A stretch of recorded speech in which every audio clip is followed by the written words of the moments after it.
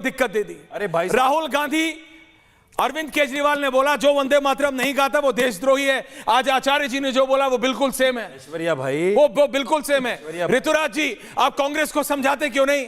आपका तो हॉटलाइन है अरविंद केजरीवाल और राहुल गांधी के बीच। आप भी नहीं भी क्या, आप भी लाइन बदल रहे हैं क्या?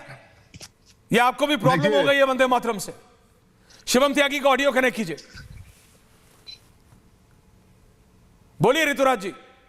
ऐश्वर्या जी, वंदे मातरम, वंदे मातरम बोलिए। आप जिसको समझाने की बात कर रहे हैं उसको कोई नहीं समझा सकता है, लेकिन सवाल ये है कि आज देश का कानून है वंदे मातरम और उसका सम्मान करना चाहिए, उसका सम्मान करना चाहिए। लेकिन हमें देशभक्ति का सर्टिफिकेट उन भाजपाइयों और संघियों से नहीं चाहिए जिन्होंने अपने मुख्यालय पर 52 साल तक देश का झंडा नहीं त्यागी।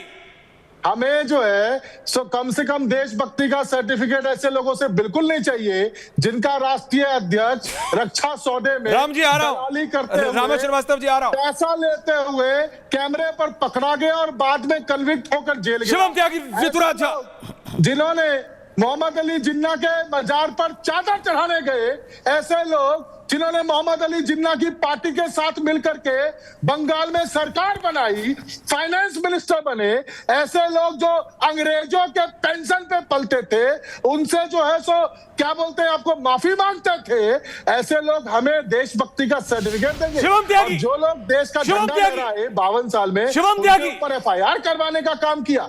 ऐसे शिवम त्यागी, ऐश्वर्या जी मैं जवाब दे सकता हूं, प्लीज दीजिए।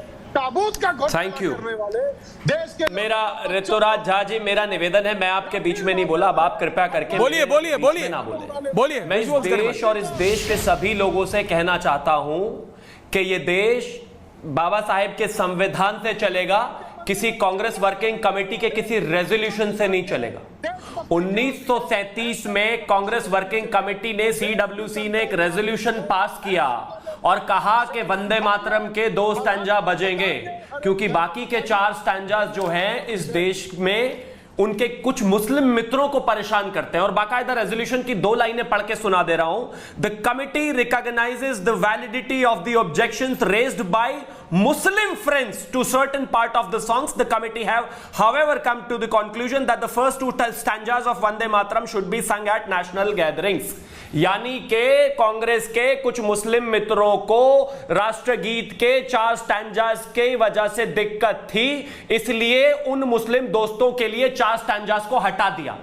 आज 2026 में फिर से CWC ये रेजोल्यूशन पास करती है कि उनके मुस्लिमों को, उनके कुछ मुस्लिम मित्रों को दिक्कत है, और जो 1937 में हुआ था वही अब 2026 में होगा। सुनिए, ऐसे CWC के रेजोल्यूशन को निकालकर, फाड़कर, और मैं ही आग लगाऊंगा सबसे पहले। यह देश संविधान से चलता है और संविधान से ही चलेगा, और संविधान में कानून पास हुआ है, राष्ट्रीय सम्मान के अपमान की रोकथाम संशोधन अधिनियम 2026। कोई CWC की रेजोल्यूशन से यह देश नहीं चलेगा। तेलंगाना के संविधान से दिन रात जेब में लेकर घूमने वाले संविधान की कॉपी को राहुल गांधी पढ़ते नहीं हैं। CWC से देश चलाएंगे। शिवम जी वो ऐसे रेजोल्यूशन को फाड़ के फेंक देना चाहिए। रत्नाकर जी सुनिए, TRS के कविता की जो पार्टी है, ये राहुल गांधी को KCR जी की जो सुपुत्री है, उनको पता है, उनको पता है वंदे मातरम का महत्व। वो कह रही है तेलंगाना में के कविता की पार्टी कह रही है हम वंदे मातरम गाएंगे। राहुल गांधी, नेता विपक्ष, नेता प्रतिपक्ष, the man who wants to be the prime minister of India, Aishwarya ji अगर बोलने देंगे, अभी आप सुनिए, अभी आप राम श्रीवास्तव जी को सुनिए, उसके बाद बोलिएगा, उसके बाद सुनिएगा। सुनिए, मुझे ज्ञान दे रहे हैं, क्षेत्रीय दल आपसे ज्यादा राष्ट्रीय हैं। बोलने दीजिए राम श्रीवास्तव जी जरा समझाइए कांग्रेस पार्टी को। मल्टी रखिएगा घर में। जी नमस्कार। जी नमस्कार राम श्रीवास्तव जी। जी नमस्कार जी बोलिए। आज जो कानून बन गया है, अब जो कानून बन गया है उसको तो जाहिर है हम उसको मानना पड़ेगा, क्योंकि हमें सम्मान देना पड़ेगा, क्योंकि जब कानून बन गया है। लेकिन मैं एक बात पूछना चाह रहा हूं, क्या यूनियन गवर्नमेंट ये कानून बनाने से पहले या किसी लोग से पूछे थे, या ये क्या पूछा गया था? हमारी पार्टी तो मांग कर रही है कि ब्रिटिश कानून हमारे मुल्क से काफ़ी माफ़ी मांगे। सबको उस पर सहमत होनी चाहिए कि ब्रिटिश कानून हिंदुस्तान में माफ़ी मांगे। यहाँ से लूट कर ली गई चीज़ें, जैसा हमारा कोहिनूर डायमंड था, क्या हमें वो वापस करेंगे या नहीं करेंगे, ये हमारे मुद्दे हैं यहाँ पर।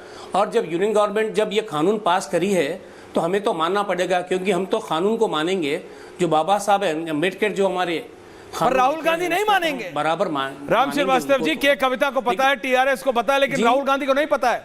अनुराग भदौरिया की समाजवादी पार्टी जी देखिए सर, ये तो क्या है, मैं आपको ये बताता हूँ, ये अपनी अपनी समझ की बात है।